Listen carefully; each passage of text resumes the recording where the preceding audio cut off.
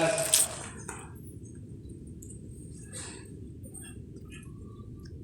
देवियों सज्जनों,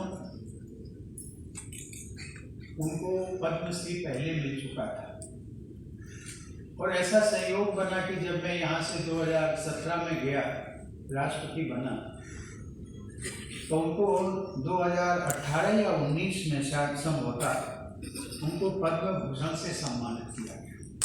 और वो भी मैं अपना सौभाग्य मानता हूँ कि मेरे हाथों से उनको सम्मान मिला। प्रसन्नता मुझे इस बात की थी कि मेरे द्वारा एक ऐसी स्वर साधिका को सम्मान दिया जा रहा था जो न केवल संगीत विद्या की आराधिका थी, बल्कि ऐसा कहें कि पूरी भारतीय लोक संस्कृति और परंपरा कि वो एक अनुपम उदाहरण थी। तो ऐसा कहना अतिशयोक्ति नहीं। शारदा जी एक सामान्य मध्य वर्गीय परिवार से थे। उनके पिताजी भी शिक्षा विभाग से थे, पति भी समस्तीपुर के एक महाविद्यालय में प्राध्यापक थे। पिताजी से शारदा जी को काफ़ी प्रेरणा और प्रोत्साहन मिली और पति स्वर्गीय वीके सिन्हा जी भी आजीवन उनकी स्वर साधना में बराबर मददगार।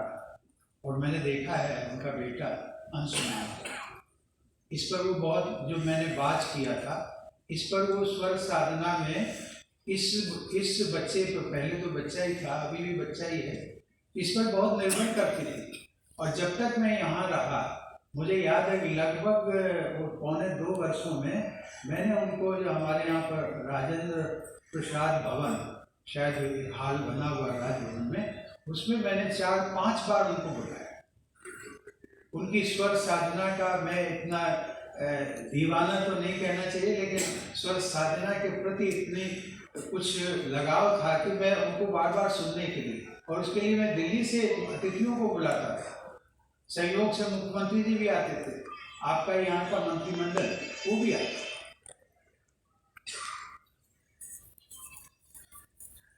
शारदा जी के दोनों बच्चे, अभी मुझे बिटिया भी मिली, मैंने उसको यही कहा कि बेटे तुम्हारा बिल्कुल चेहरा अपनी माँ पर गया।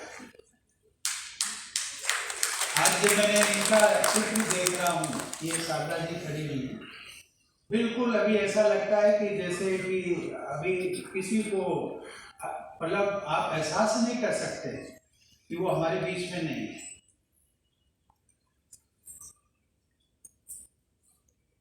शारदा जी ने बिहार को, भारत ही नहीं पूरी दुनिया में एक विशेष पहचान और प्रतिष्ठा दिलाई। बिहार का लोक पर्व छठ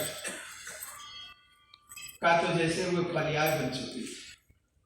ऐसा लगता था कि छठ पर्व शारदा जी के गाए हुए लोक गीतों के बिना छठ पर्व अधूरा है। एक बार के जो जिक्र मुझे मेरे ध्यान में लाया गया, वो मैं जरूर आप सबसे साझा करना चाहूँगा। मुझे बताया गया एक बार वो मॉरिशस गए थे, और जब वो अपनी कार में बैठी थी तो उन्हीं दिनों शायद छठ का पर्व चल रहा था। तो आप लोग जानते हैं मॉरिशस द्वीप ऐसा है जहाँ पर भारतीय ही मूल रूप से और बिहार इस क्षेत्र के लोग गए थे अंग्रेजों के काल में। तो उस गाड़ी में जो था वो चालक वो छठ का गीत बजा रहा था। तो शारदा जी आश्चर्य में पड़ गई। उन्होंने सोचा कि शायद मेरे आने पर, मेरे स्वागत में ये गीत, लेकिन उसको ये पता नहीं था कि मेरी गाड़ी में शारदा जी भी ट्रैवल करती। तो जब वो उतरने लगी तो शारदा जी ने पूछा कि ये गीत किसका सुन रहे थे आप? तो उसने कहा कि भारत की एक महान गायिका शारदा सिन्हा जी, ये गीत उनका है। और बाद में जब शारदा जी ने उसे बताया कि भाई आपकी गाड़ी में जो चलने वाली महिला है उसी का नाम शारदा सिन्हा है, तब वो ड्राइवर बहुत बेहद खुश, और हम उसके मनोभावना को समझ सकते हैं। उसने तुरंत शारदा जी के पैर छुए और ये कहा कि आज मैं धन्य हो गया बहन जी, मैं चाहता हूँ कि एक आपके साथ मेरा फोटो, उसको मोबिलाइज किया। लेकिन इस प्रकार की शारदा जी को लोगों ने देखा कम, उनको सुना जाता।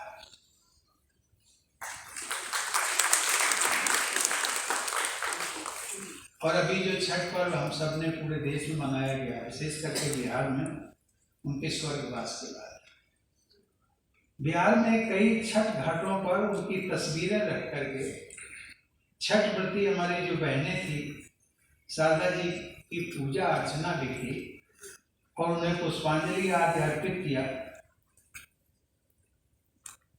जैसे कोई मनुष्य भी अपनी साधना, संकल्प, आचरण, व्यवहार और कृत्यों से देवतुल्य हो जाता है, उसका अनुपम उदाहरण हमारी शारदा जी थी। छठ पूजा के शुरुआती दिन वो स्वर्गवासी हुई। छठ पूजा के पहले अर्घ के दिन उनकी भौतिक काया को अग्नि और गंगा मैया को समर्पित किया गया। इस तरह छठ मैया अपनी सबसे प्यारी बेटी शारदा जी को इस बार अपने साथ लेकर चली गई, लेकिन हम लोगों के पास रह गई हैं उनकी स्मृतियाँ, उनकी सुमधुर आवाज, उनकी अप्रतिम साधना, संकल्प और निष्ठा। देवी और सज्जनों,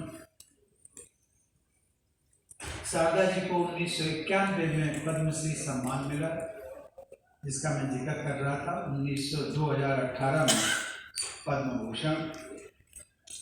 मेरे कार्यकाल में अनेक राज्य सरकारों और शीर्ष कला संस्थाओं ने भी उन्हें पुरस्कृत और सम्मानित किया।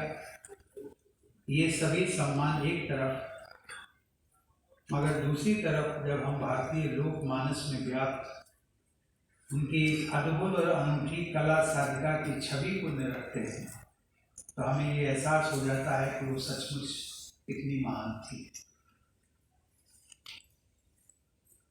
देवी और सज्जनों, शारदा जी अपनी गायन कला के प्रति इतने समर्पण और अंतरंग भाव से जुड़ी थी कि अस्पताल में भी मुझे बताया गया कि आखिरी सांस तक वो अपने गीतों को गुनगुनाती थी। आज वे हमारे बीच में नहीं है, मगर उनकी सुमधुर स्वर रागिनी हमारे बीच में है। लोक संस्कृति को समृद्ध करने वाले उनके अकथित प्रयास हमारे बीच में है। पूरे भारत और खासकर बिहारियत को पूरे विश्व में प्रतिष्ठा दिलाने वाले उनके सारस्वत कृत्य हमारे बीच में हैं। ये सब हमारे लिए परम प्रेरणादायी और प्रकाश पुंज के समान है। आइए हम सभी शारदा जी के विमल व्यक्तित्व और कलापूर्ण कृतित्व से अभिप्रेरणा लेकर मनुष्यता के जीवन पथ पर सतत आगे बढ़ने की प्रेरणा ग्रहण करते रहें। मैं स्वर्गीय शारदा जी की पूर्ण स्मृति को सत नमन करता हूँ और अपनी विनम्र श्रद्धांजलि देता हूँ। ओम शांति शांति शांति।